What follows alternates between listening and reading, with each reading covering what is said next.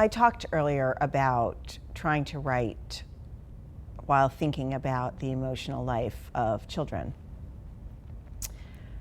And I definitely do that, but sometimes I also think about the emotional life of cats. I have a kitten now, he's just turned 1, and for many years I had 2 cats named Pongo and Mercy.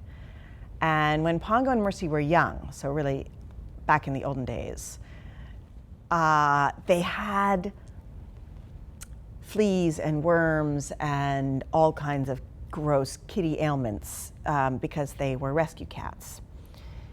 And they were still pretty shy of people. And I would have to take them to the vet for these ailments.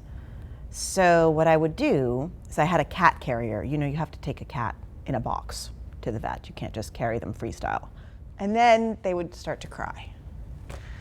And they were terrified in that box, and they would be like, meow.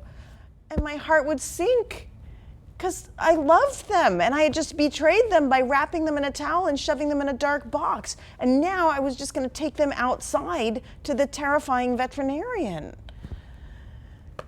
So I started to think that maybe there was a story about cats in a cat carrier and how frightened they were and all the things that were going on in their minds while they were in this box.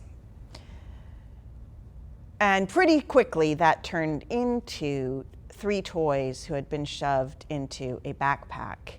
And the backpack is dark and it smells like a wet bathing suit.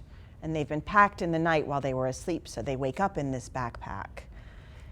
And they begin to freak out about where they're going. Are they going to the terrifying zoo? Are they to be dropped off and abandoned? Are they going to the garbage dump to be left there with the soggy old milk cartons and dirty green beans and things? Are they being taken to the vet? And they don't even know what the vet is. They just know it's bad news over there. And I wrote this story, and that was the beginning of the Toys Go Out series. So it came from thinking about my cats and how they felt.